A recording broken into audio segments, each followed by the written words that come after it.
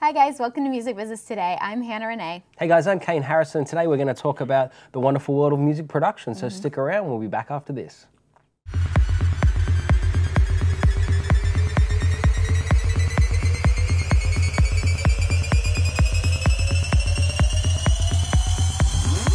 Hi guys, welcome back to Music Business Today. Today we're going to talk about music production, probably for the whole week actually, Hannah, because it's a super big topic.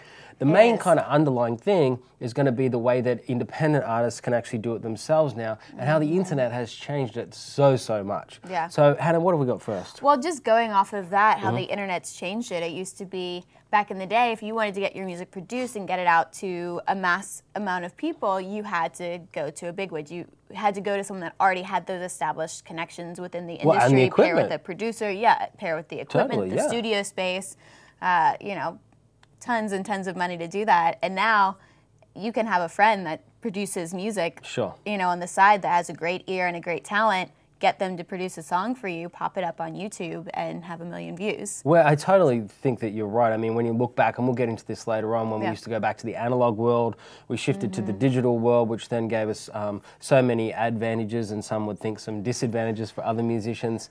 And now we're totally in this digital world. And just the ease of, as you know, like just on your Mac, we're having GarageBand, for instance. I mean, there's so many things that you can test and trial, and so many great things that just at a songwriter level, for instance, to be able to just record yourself and then listen back to what's going on. But there's so many applications now where you can be at almost that professional level for really cost effective. Yeah, like you can still have music that sounds great, you know, and has been produced well for a fraction of the cost, less time. Well, the thing is, you can do it yourself. So if we talk about, you know, Nashville obviously is a big music town with some great studios, and kind of that's what it used to be like, that you would go into these rooms, you know, essentially, and people would want the sound of the room, and then they would want the producer who made the record in the room.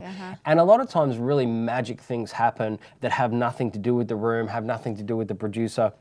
They just have something incredible happens when people come together and collaborate. And I know, for instance, Muscle Shoals, you know, down there, there's been some incredible records come out of there, and there's so much, in fact, that the Stones went down there at one stage, recorded an album down there, just because there was this movement, this feeling. Now, that's stuff that you can't get anymore when you talk about the digital world. That is true. That's definitely one of the downsides to things becoming more digital and more accessible, where you can just pop up a microphone in your apartment and, you know, put down some tracks. Totally. But I think that as we talk about, you know, the margins and how we make money and all that sort of stuff's been squashed so much in music, that this is so great that you can just literally sit by yourself now, because you can have the different plugins to Pro Tools and all these different things for the people who don't quite know. So plugins, you can get drum kits, you can get you can do a majority of the work on your own, which is, of course, going to save a lot of cost for those independent artists, and then take that to someone else who may be better able to mix it, or may have a better ear for different aspects of the production process. And you know, the thing is, I think you get some trial and error. I mean, I've been in both worlds. I've been in a garage, you know, using plugins and recording music and stuff like that. And I've been at Sony and recorded there in beautiful rooms. And so you have both, but I can tell you from an independent perspective, you can get swept up in other people's ideas. So it's really cool that you can produce your own stuff, because, hey, produce the same song 10 different ways and put it out there to all your friends and say, hey, which one do you like the best? How do you like it? Totally. I mean, it's you talk about trying to rent a room and a producer to go and do that same thing at a Sony. Well, it's not cost effective anymore. Hundreds of thousands of dollars. And what independent artist has hundreds of thousands of dollars I know it. to put down on a single track? But you've also got a resource here, Hannah, that we can move to. It's kind of like a producer for dummies, producing essentially, for dummies. So it's via Lifehacker, but it goes into the basics of music production. It's actually a complete guide that they have up on their website.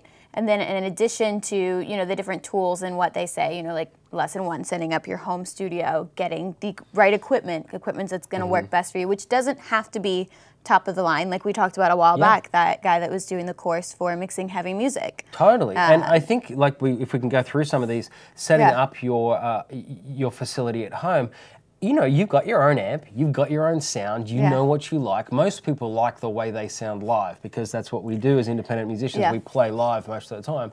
So finding that room in your house that sounds kind of the way that you want it to, through your equipment, which is totally different to having your in-ears in or to having a foldback.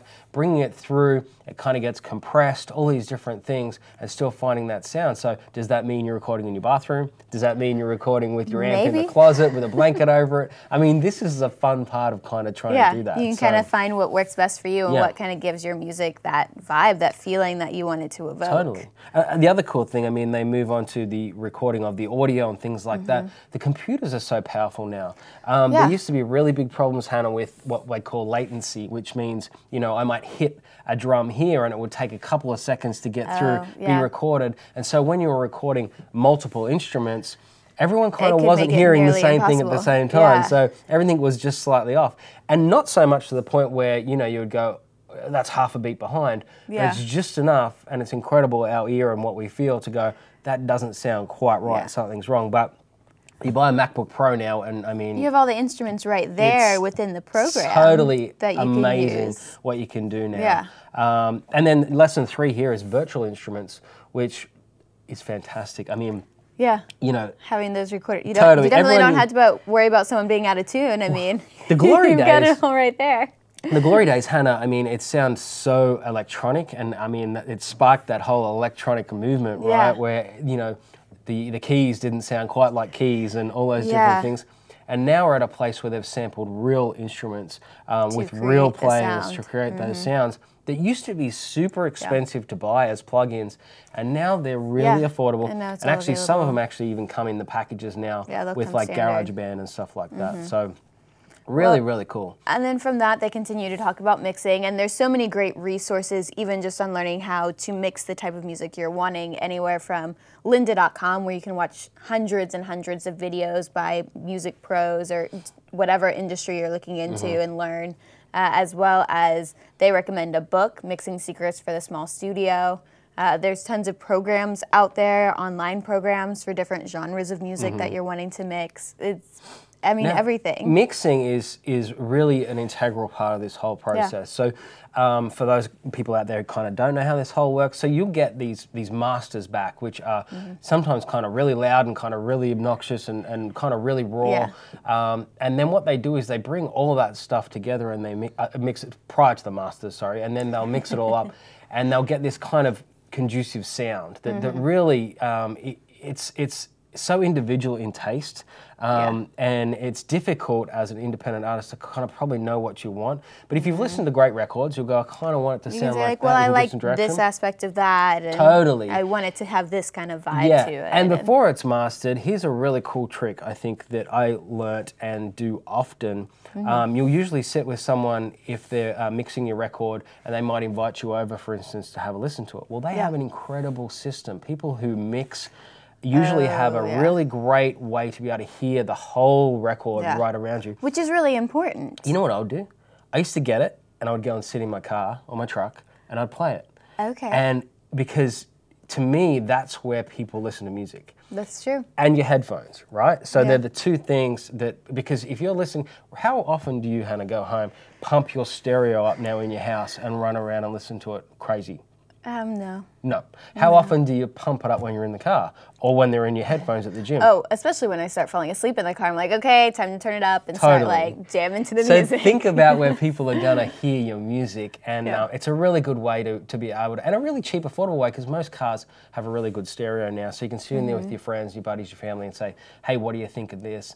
You can kind of see where the drums sit, where the guitar solos sit, and kind of learn that and go back what you might want to change and alter. And, and then the mastering system totally destroys all of that by just squishing all the sound so we can put it on radio. That's a story for another day, Hannah. Totally. Well, yes, that is a story for another day. So that's about all the time we have left for today. It's so true. But as we said, the underlying thing for this week is going to be music production and how you guys can do it at home, and the twos and fours and againsts and all those sorts of things as to why you should. And so I guess that's it. Yeah, that's all. I loved it. Great. Thanks for joining us on Music Business today, guys. Don't forget to jump over to Facebook, where you're probably watching this on Facebook, and like the page for all the instant updates. Follow Hannah on Twitter. Follow me on Twitter. If you guys want to hear something, you know, on Music Business today, we can get you more information. Then don't be scared to email us at support@Talkapolis, and we'll see you guys next time.